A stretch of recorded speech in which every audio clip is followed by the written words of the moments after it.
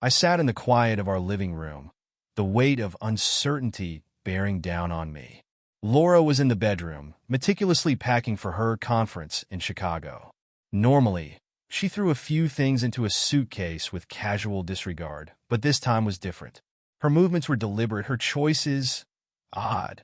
She stood in front of the mirror, holding a lacy piece of lingerie against her frame, as though deciding if it was too bold. My eyebrows furrowed.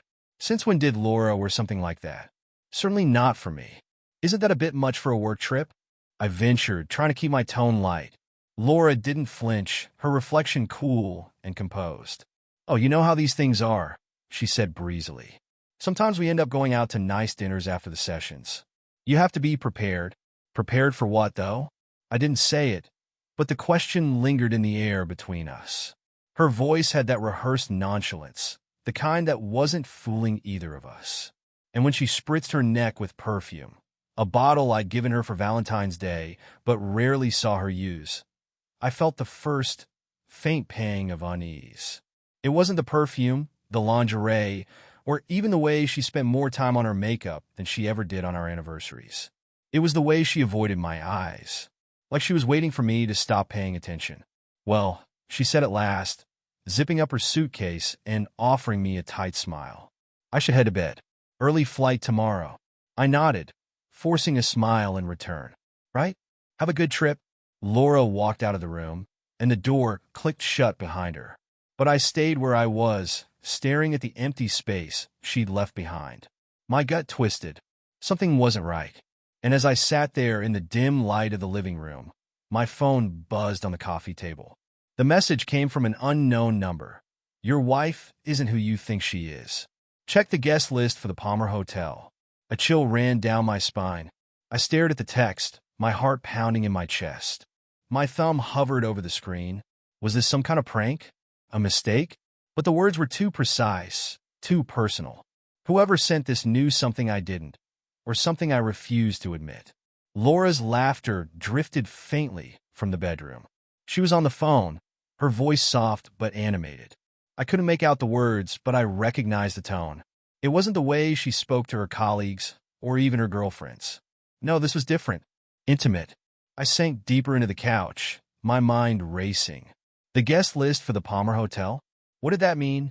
Laura hadn't mentioned the Palmer Hotel. She'd said the conference was at the Madison Center downtown. My stomach knotted tighter. Grabbing my laptop from the coffee table, I opened it and started searching for the conference. It didn't take long to find the official site, but when I scrolled through the list of participating hotels, the Palmer wasn't even listed. That didn't prove anything, I told myself, but the doubt was growing louder. The clock on the wall ticked past midnight. Laura had gone quiet. I tiptoed to the bedroom door and listened. She was asleep. Her even breathing confirmed it. My heart thudded as I returned to the living room, grabbed her phone from the kitchen counter, and unlocked it. She'd used the same passcode since we got married. I navigated quickly, my hands trembling. Her texts were clean, too clean. Most were innocuous chats with coworkers or family. But her email app? That was where I found it. A confirmation from the Palmer Hotel, dated a week ago. A deluxe suite booked under her name, with a check-in time tomorrow afternoon. My vision blurred as I stared at the screen. This wasn't a work trip. It couldn't be. I placed her phone back where I found it, careful not to make a sound, and sat back down, head in my hands. Then, like a dam breaking, memories started flooding back. The secretive texts, the extra effort in her appearance, the nights she claimed to be working late, only to come home flushed and evasive. And Luke Andrews. Luke, the new PE teacher at our school. He was magnetic, all charm and swagger, the kind of guy who turned heads everywhere he went. Laura had mentioned him more than once, in that casual but not really way that made me uneasy. A thought struck me like a thunderclap. L&A special project. It was an entry I'd seen in our shared calendar, scheduled for tomorrow. I'd brushed it off as work-related at the time, but now I wasn't so sure. L&A, Luke Andrews. I swallowed hard, my chest tight with anger and disbelief. Laura wasn't just packing for a trip. She was preparing for him. The message on my phone flashed in my mind. Someone out there knew the truth, and now so did I. Tomorrow, I would find out everything. I didn't sleep that night. Every time I closed my eyes, I saw Laura in that hotel suite with him, laughing, touching, betraying everything we'd built over the years. The anger boiled just beneath my skin, but I forced myself to stay calm. If I confronted her now, she'd deny it, maybe even twist it to make me look paranoid. No, I needed proof. At dawn, I left the house under the pretense of grabbing groceries. Instead, I drove to my friend Sarah's place. Sarah was one of my former students, now a close friend and confidant. She was sharp, resourceful, and fiercely loyal. If anyone could help me get to the bottom of this, it was her. When I explained what was going on, Sarah's expression darkened. "Chris, I'm so sorry," she said, her hand gripping mine. "But you're right. You need to be sure before you do anything drastic. I have the hotel reservation," I told her. "But I need more than that. I need to know she's there with him." Sarah nodded, already pulling out her laptop. "Give me a few minutes. I'll track her phone." She worked quickly, her fingers flying across the keyboard. I paced the room, my thoughts churning. Finally, Sarah looked up. She's not heading to the airport. Her phone's at the train station. I blinked, caught off guard. "The train station?" "Yeah," she said, frowning. "Looks like she's catching the 10:30 to Wilmington. That's closer to the Oceana Resort." "The Oceana?" I repeated. "We always talked about going there." She said it was too expensive. Sarah's jaw tightened. Guess she changed her mind. Or maybe Luke changed it for her. The words hit me like a punch to the gut. I clenched my fists, trying to steady my breathing. "Can you pull up the resort's guest list?" Sarah hesitated. "I can try, but hacking into a system like that isn't exactly easy." I shook my head. "Forget it. I'll figure it out when I get there." She grabbed my arm. "Chris, are you sure about this?" Confronting her without solid proof could backfire. "I don't care," I said through gritted teeth. "I'm not letting her get away with this." She held my gaze for a moment, then nodded. "Fine, I'm coming with you." By mid-afternoon, we were on the road to the Oceana Resort. Sarah had called in a favor from a tech-savvy friend, who confirmed that Laura had checked in under her own name. Luke Andrews, of course, was listed as her guest. We arrived at the resort just before sunset. The building loomed ahead, its glass facade reflecting the golden hues of the setting sun. My stomach churned as I parked the car and turned to Sarah. "Stay here. I need to do this alone." She handed me her phone. "Call me if you need backup." Nodding, I stepped out and walked into the lobby. The receptionist barely glanced at me as I approached the desk. "Hi, I'm looking for my wife," I said, forcing a smile. "She's checked in under the name Laura Carter." The woman tapped at her keyboard. "Room 324, she said brightly, handing me a spare key card. "Enjoy your stay." I clenched the card in my fist as I made my way to the elevator. Every step felt heavier than the last. When I reached the door to room 324, I paused, taking a deep breath. My heart thundered in my chest, my hand shaking as I raised it to knock. The door swung open before I could. Laura stood there, her silk robe slipping off one shoulder, her eyes wide with shock. Behind her, Luke sat on the edge of the bed, shirtless and frozen like a deer caught in headlights. "Chris," Laura stammered, her face pale. "What are you doing here?" I stepped inside, my voice low and calm. "You tell me?" Laura's mouth opened and closed, words failing her. Behind her, Luke scrambled to his feet, grabbing a shirt from the bed. "Chris, man, this isn't what it looks like," he started, his voice cracking. I held up a hand, stopping him cold. "Don't," I said, my voice sharp. "Don't insult me with that line. I've seen enough." Laura finally found her voice. "I can explain," she said, stepping forward, her hands clasped as if in prayer. This is work-related. Luke and I." "Stop lying." I snapped, my anger boiling over. I pointed to the bed, the scattered clothes, the half-empty champagne bottle on the nightstand. "Does this look like a work trip to you?"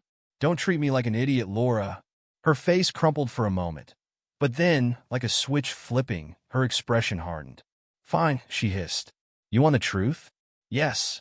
I'm here with Luke. But it's not what you think." I laughed bitterly, the sound foreign even to me. "Not what I think.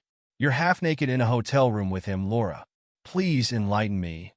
What exactly am I supposed to think?" She crossed her arms, her eyes flashing with defiance. You drove me to this, Chris. You're so wrapped up in your job, your students, your precious science team. When was the last time you even looked at me like I mattered? Don't you dare try to blame me for this, I said, my voice low and shaking. I was working to give us a better life, Laura. Everything I did was for us, for you. And this is how you repay me? Luke stepped forward, his hands raised in surrender. Look, I didn't mean for this to happen. It just did. Laura said, Shut up. I cut him off, my glare pinning him in place. You don't get to explain yourself to me, Luke. You're nothing to me. Laura tried to step between us, her voice pleading now. Chris, please. It was a mistake, a stupid one-time thing. It didn't mean anything. A one-time thing? I repeated, incredulous. I pulled my phone from my pocket and opened the screenshot Sarah had sent me. The reservation, the texts, the emails. I shoved the screen in her face. This wasn't a spur-of-the-moment lapse, Laura. You planned this. You lied to me.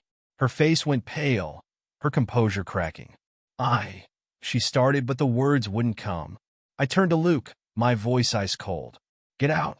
He hesitated, glancing at Laura. She nodded faintly, her arms hugging her robe tightly around her.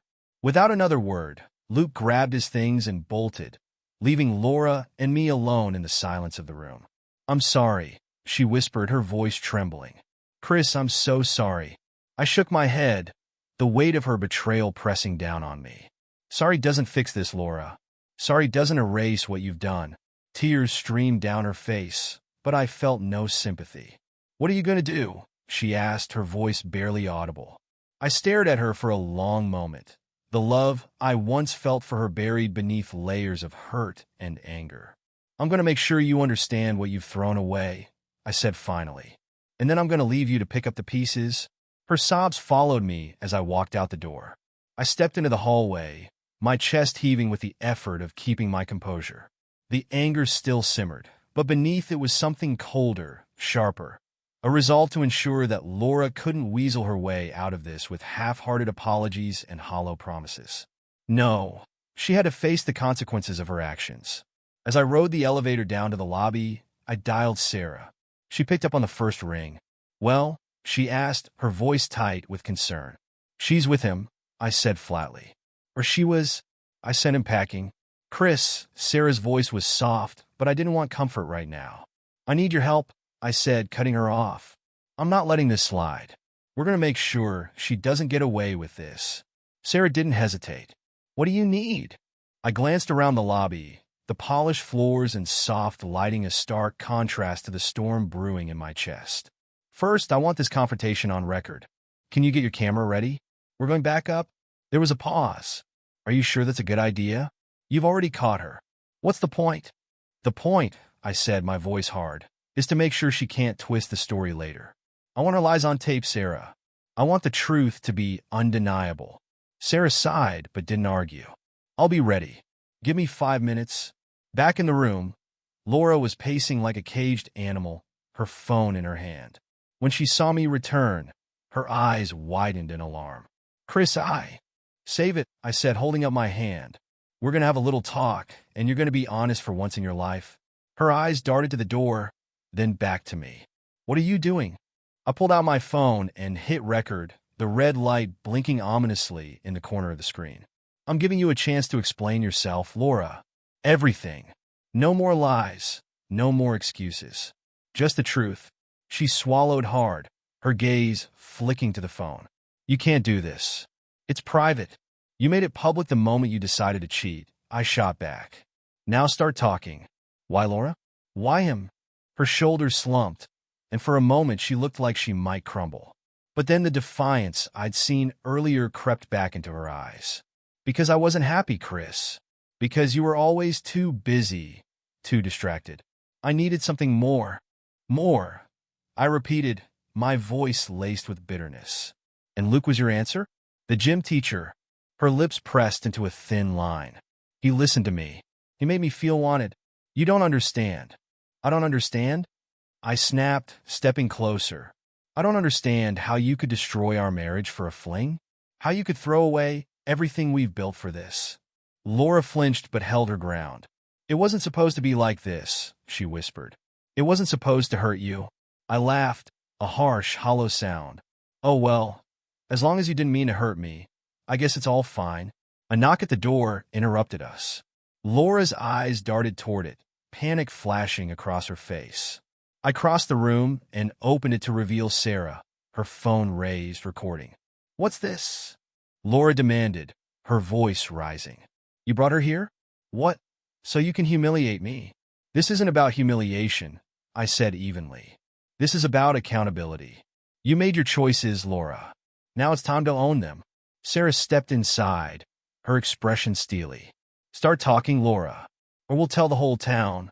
Laura froze, her eyes darting between Sarah and me.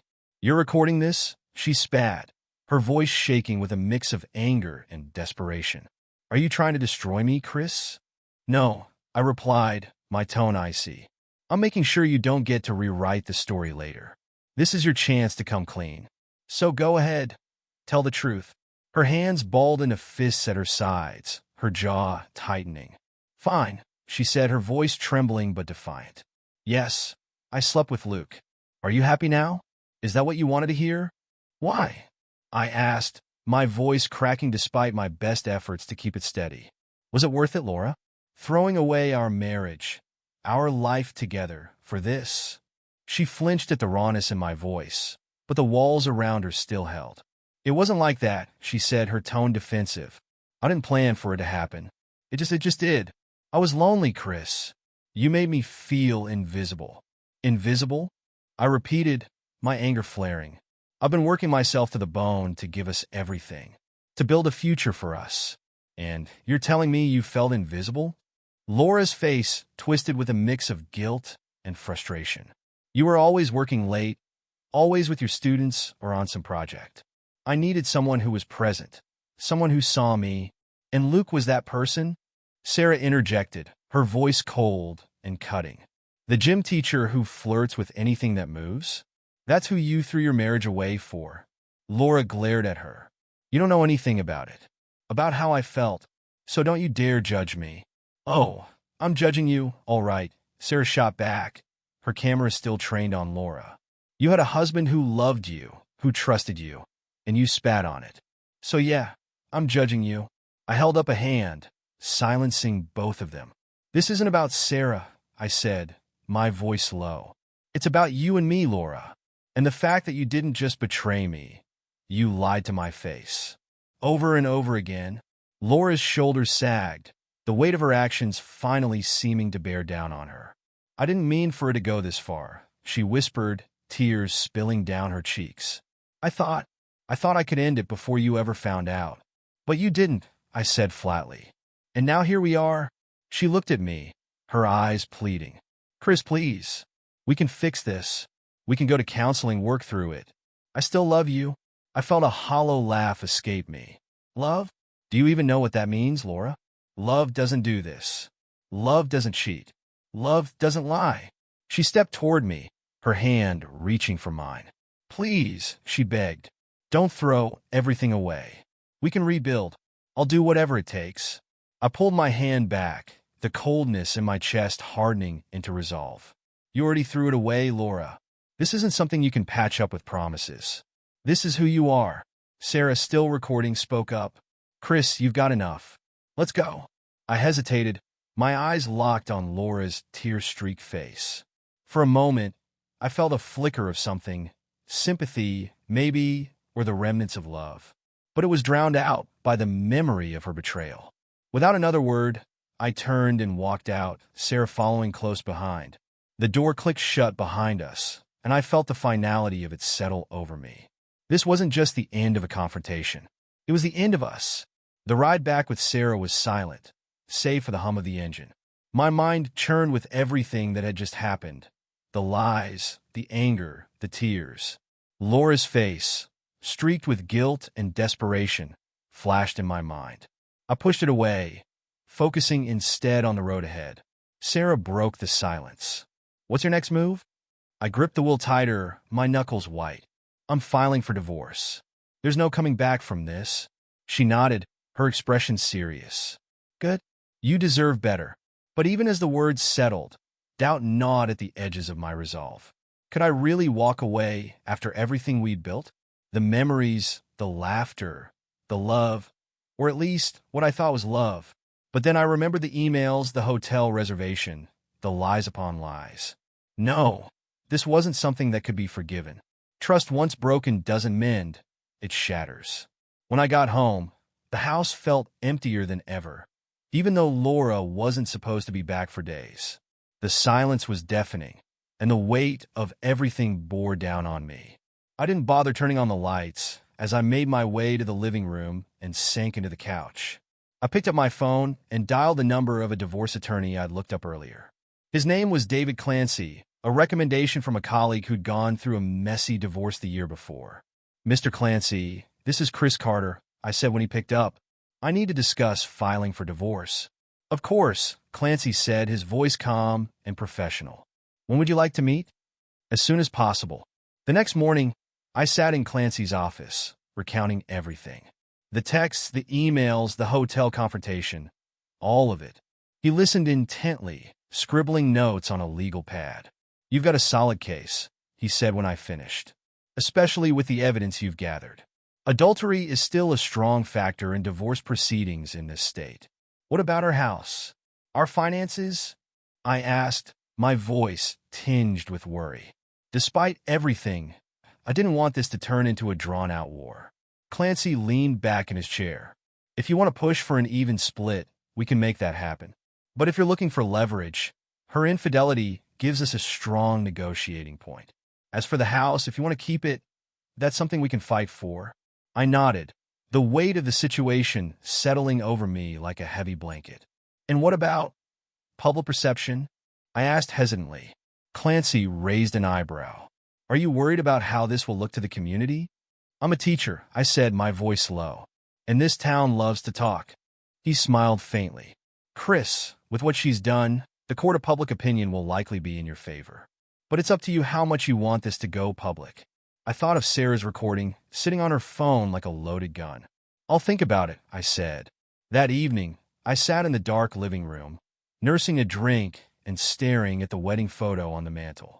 Laura's smile looked so genuine, so full of promise. How could that same person betray me so completely? The doorbell rang, pulling me from my thoughts. I opened the door to find Sarah standing there, a determined look on her face. "I posted the video," she said, holding up her phone. "What?" My voice was sharp, surprised.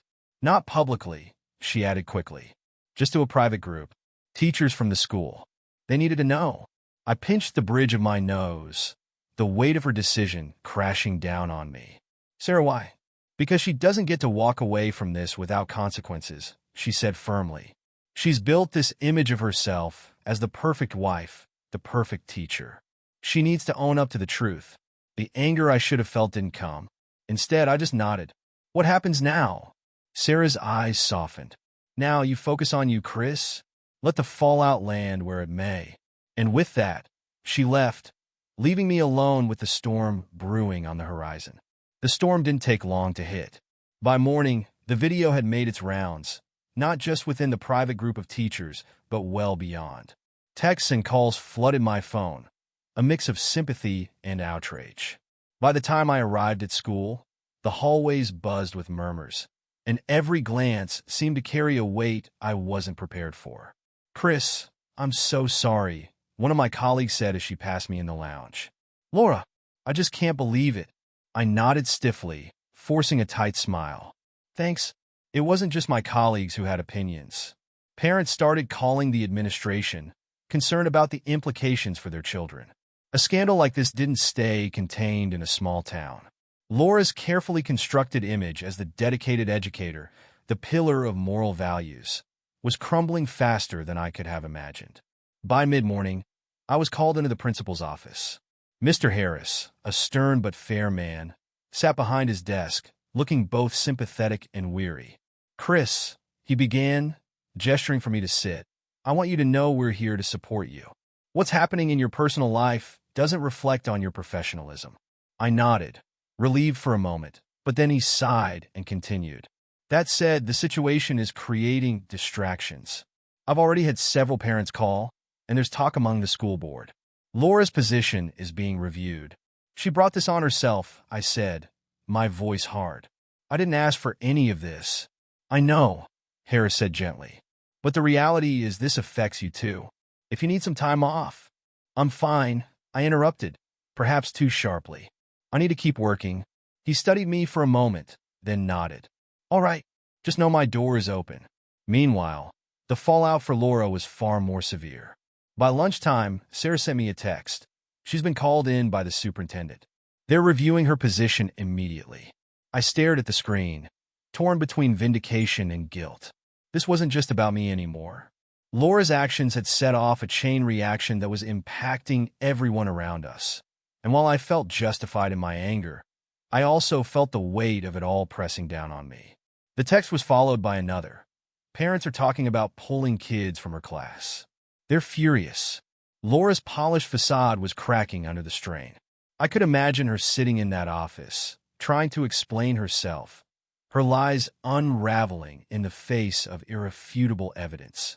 It should have felt satisfying, but instead it left me hollow.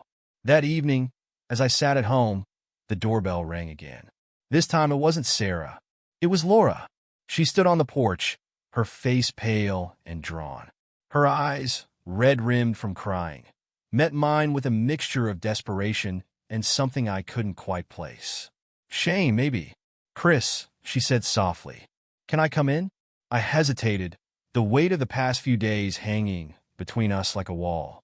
Finally, I stepped aside, letting her into the house we had once shared as a home.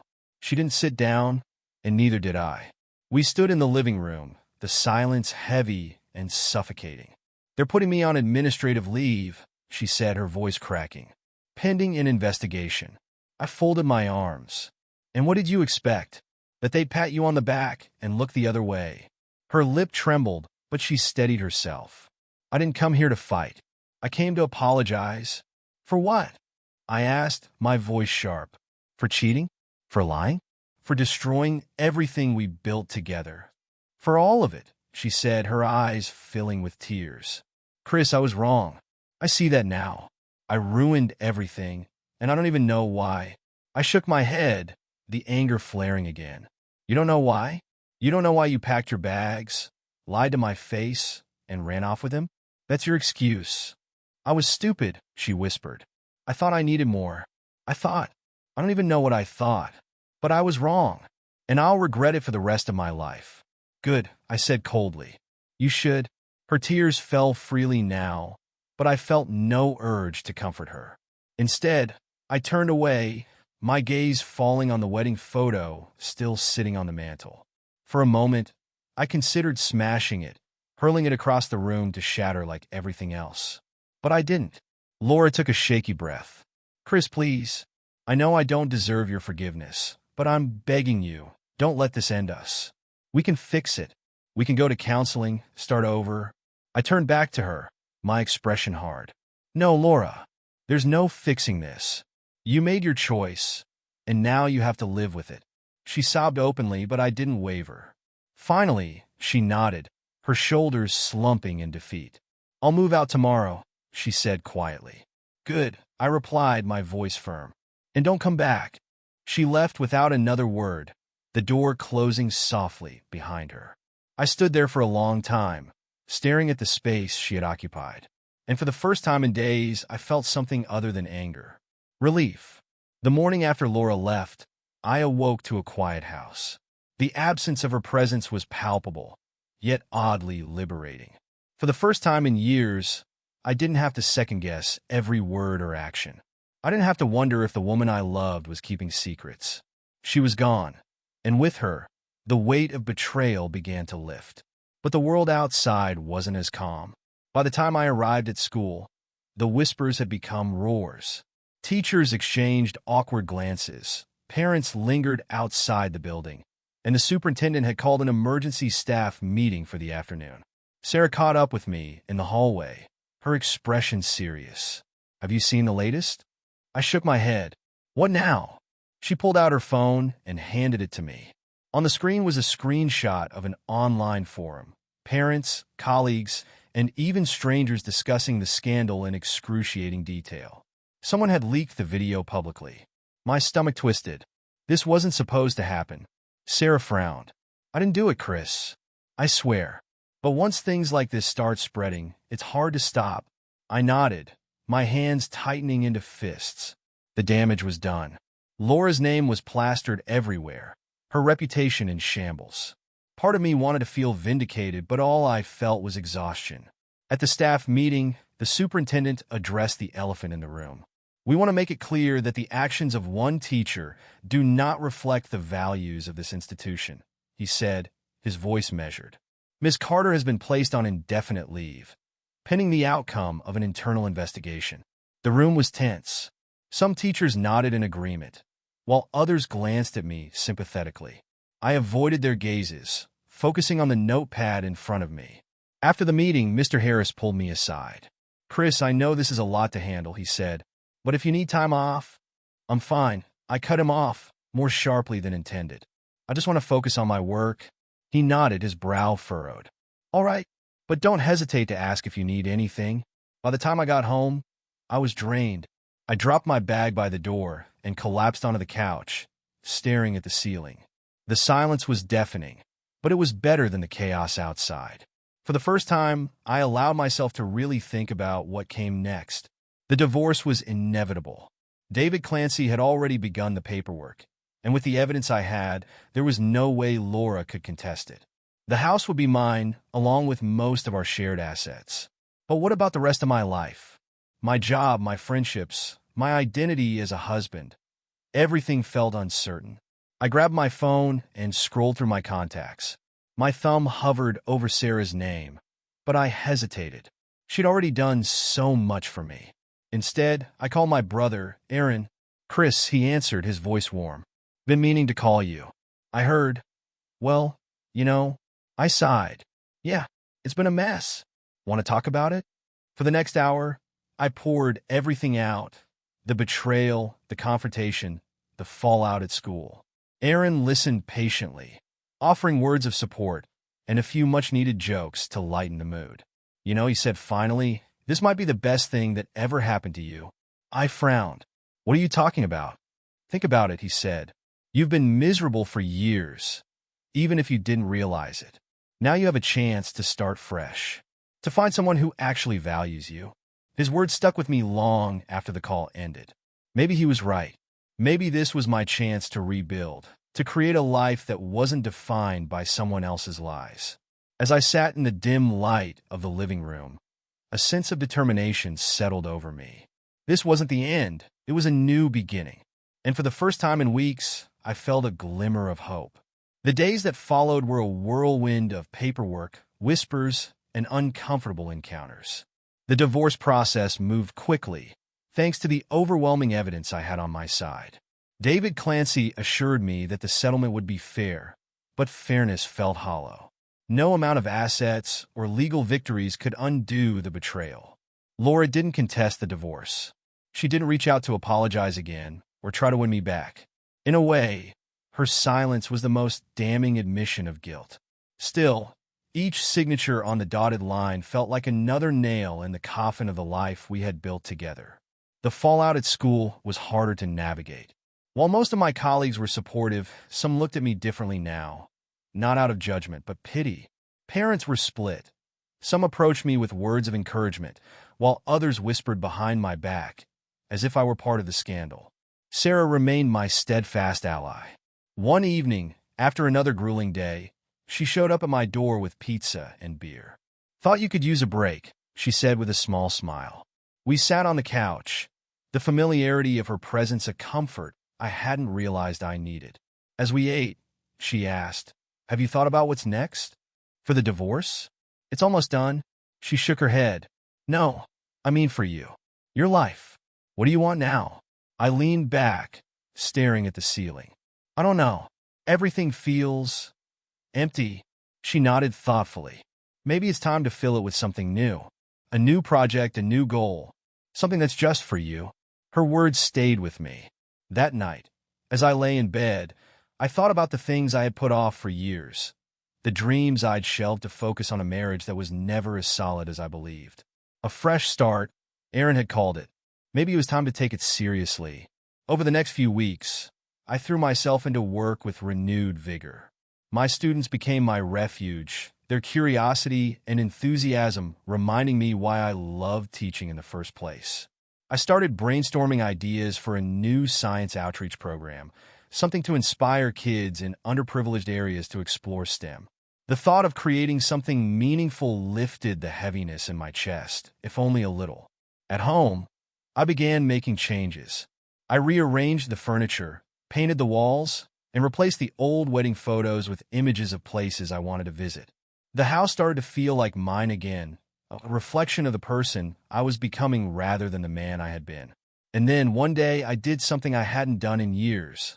I booked a trip, a week-long hiking adventure in the Rockies, something I had always dreamed of but never pursued.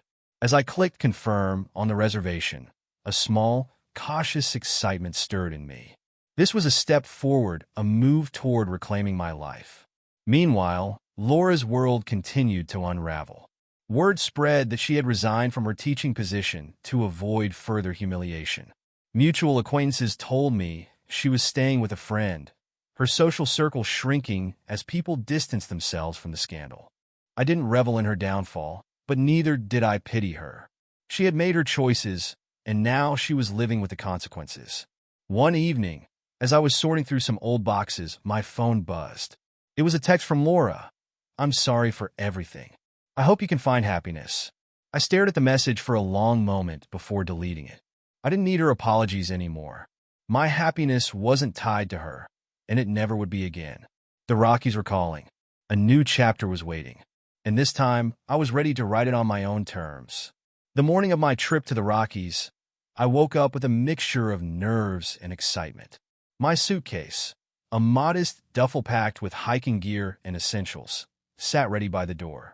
For the first time in what felt like forever, I wasn't weighed down by the heaviness of my life back home. This trip wasn't about running away. It was about rediscovering who I was outside the shadow of betrayal. At the airport, the familiar buzz of travelers hurrying to gates and families reuniting surrounded me. As I waited for my flight, I caught sight of a couple in the corner, laughing and holding hands. For a moment, a pang of longing hit me. Not for Laura, but for what I thought we had, a partnership, a shared journey. Shaking the thought away, I reminded myself that this was my time now. The flight to Denver was uneventful, and by the time I landed, the crisp mountain air seemed to breathe life into me. I picked up a rental car and made my way to the small lodge that would serve as my base for the week. The towering peaks of the Rockies loomed in the distance, a stark reminder of nature's power and my own smallness in the grand scheme of things. The first hike was challenging but exhilarating. The trail wound through dense forests and rocky terrain, leading to a breathtaking vista overlooking a pristine lake. As I stood there, the wind whipping through my hair, I felt something I hadn't in months: peace. For the first time since discovering Laura's betrayal, the weight of anger and sadness lifted, if only temporarily. I took out my phone to capture the moment, but stopped myself.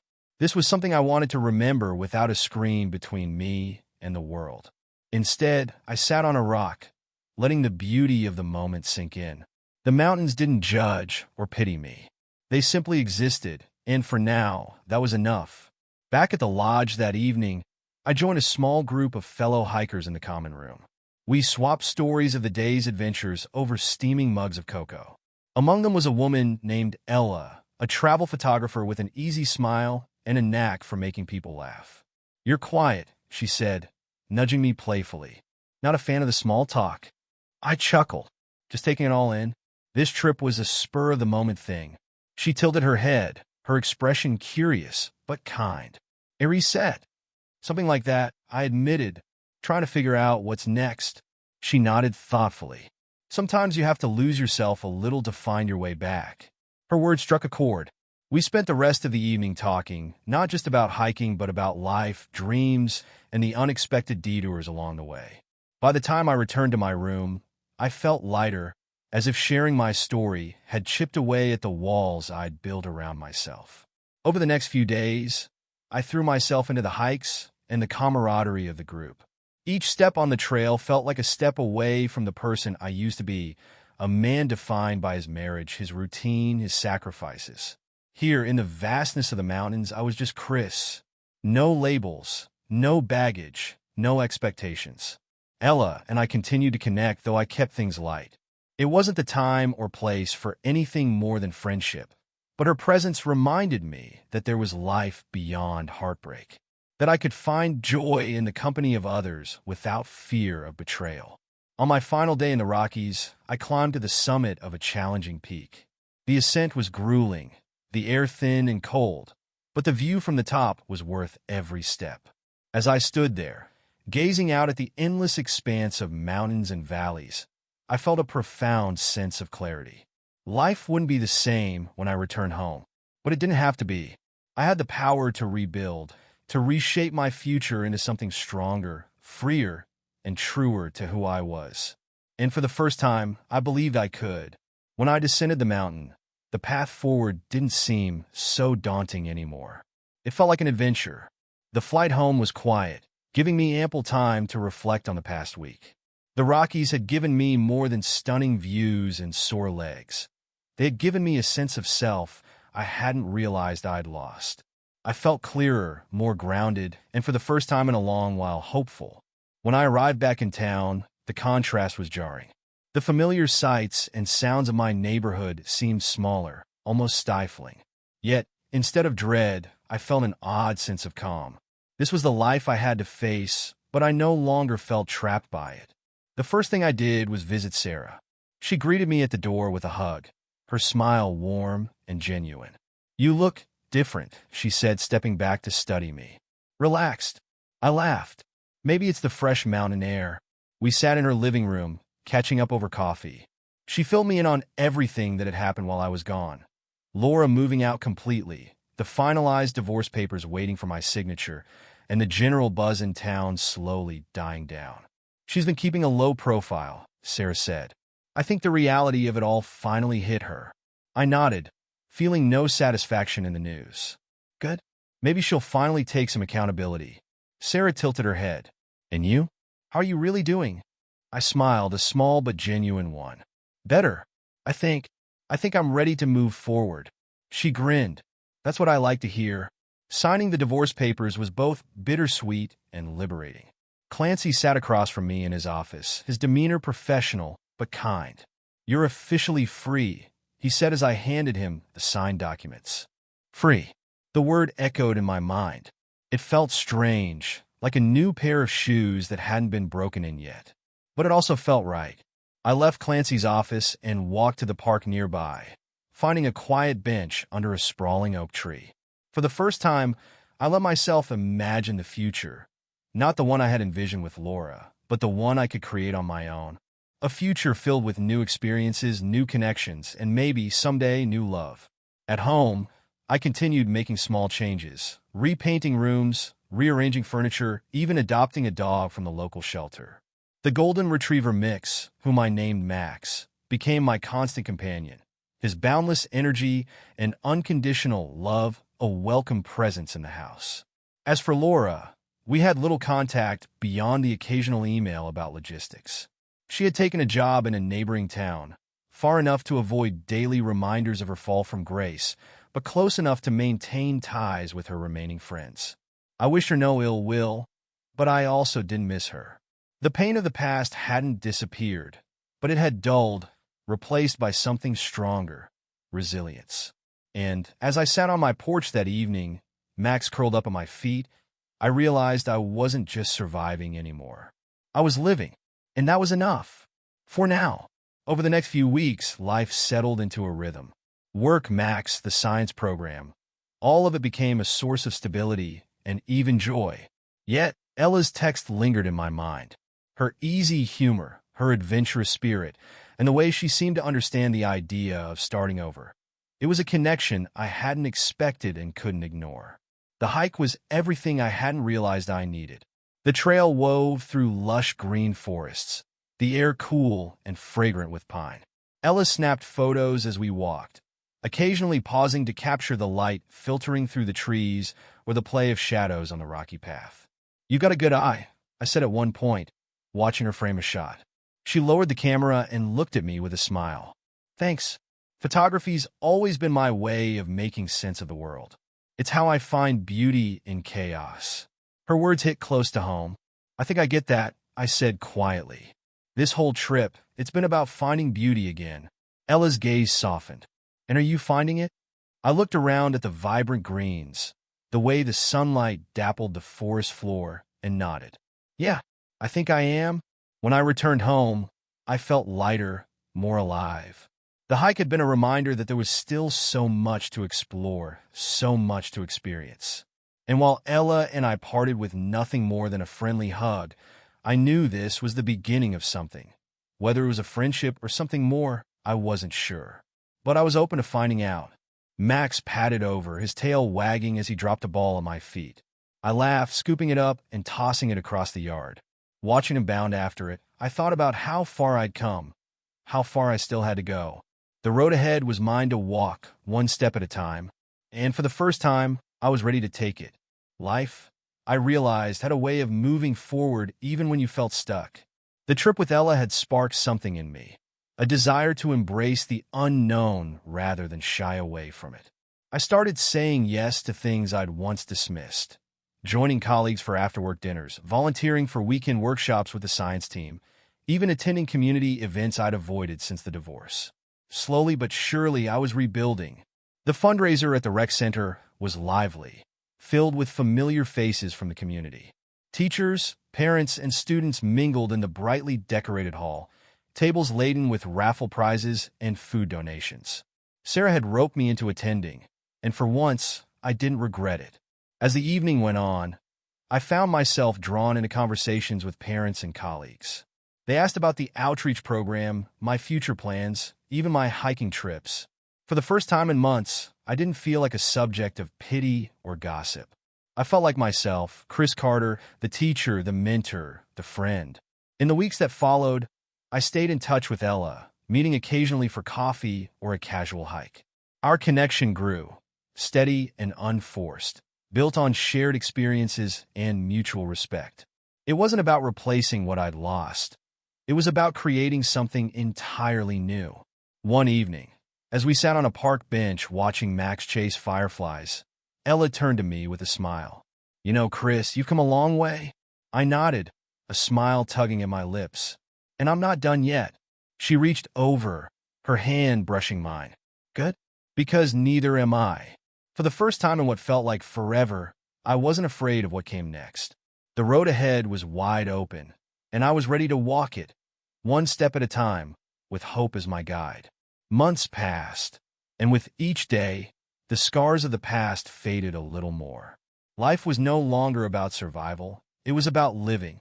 My outreach program was thriving, with more schools signing on and community support growing. Max had become a beloved mascot of the initiative, his goofy energy endearing him to every child he met. The next morning, I stood in front of my students, preparing to announce the results of a competition we'd been working toward for months. They buzzed with excitement, their enthusiasm contagious. As I revealed that we'd qualified for the state science championship, the room erupted in cheers. One of my students, a shy boy named Ethan, approached me after class. "Mr. Carter," he said hesitantly, "I just wanted to say thanks for believing in us and in me." His words warmed my heart. "You did the work, Ethan. I just helped you see what you were capable of."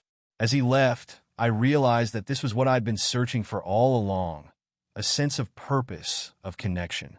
It wasn't about erasing the pain of the past, but building something stronger in its place. That weekend, Max and I headed to a quiet hiking trail I discovered not far from town. As we reached the summit, I sat on a flat rock and gazed out at the sprawling view of trees and sky. Max flopped down beside me, content after the climb. For a long while, I simply sat there, letting the silence wrap around me. This moment, simple, unadorned, and real, was all I needed. Life was no longer about chasing perfection or fixing what had broken. It was about finding joy in the present, in the journey itself. The future was still uncertain, but that was okay. I was moving forward one step at a time, and for now, that was enough.